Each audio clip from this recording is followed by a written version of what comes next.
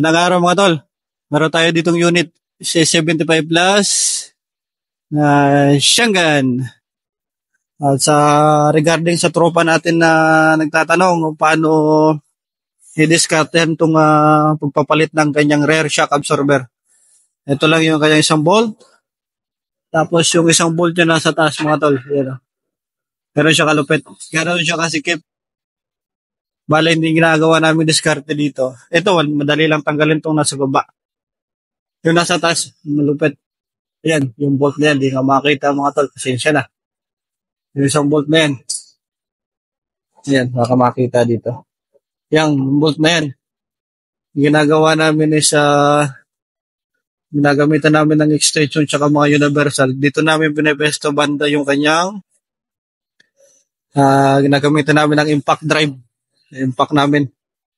Tapos yung kanyang pangontra, dito namin ilalagay yung kanyang pangontra mga tol. Same lang sa both side, sa kabila. Pares lang. Ito lang talaga yung pahirapan dito sa pagpapalit ng kanyang shock absorber.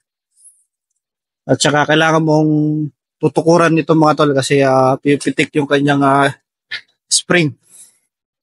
Yan o. Ano siya hirap palitan ng shock absorber mga tol. Natatawa nga ako dito nung nakaraan mayroong bago kami dito sa Saudi. Mabilis lang yan palitan na 2 bolt lang. Inabot siya ng maghapon mga tol. Sa 2 bolt na yan. Ganon kasarap palitan niya mga tol. At ito yung tropa natin mga tol. Ito yung pinabanatan niya. Shock absorber. Shock absorber. Steering rack. Oh. Ano ito mga pangsahuran ng 9,000 real to mga tol. Oh.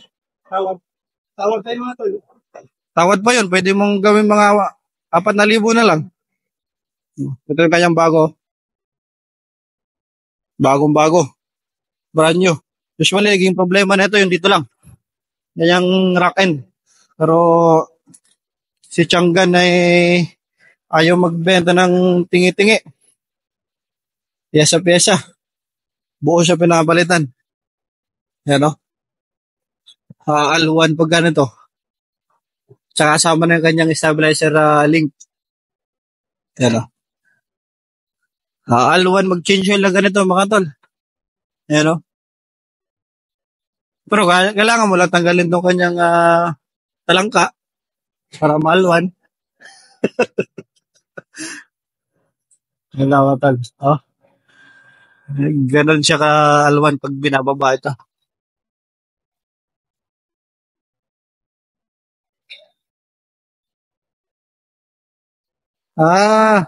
Tingnan na siya di ay.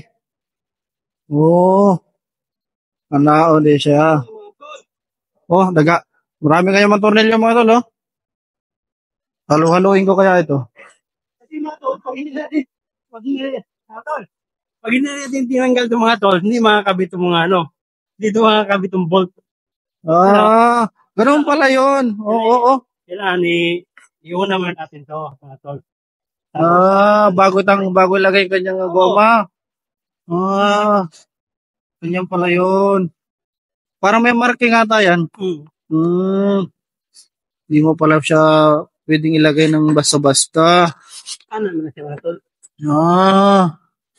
Ana di ay. Next time, boss.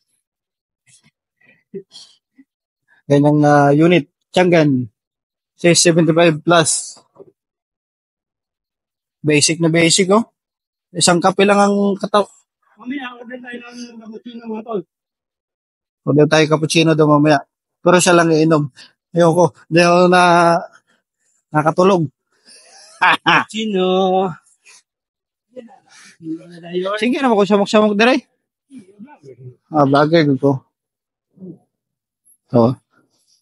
Salamat tol.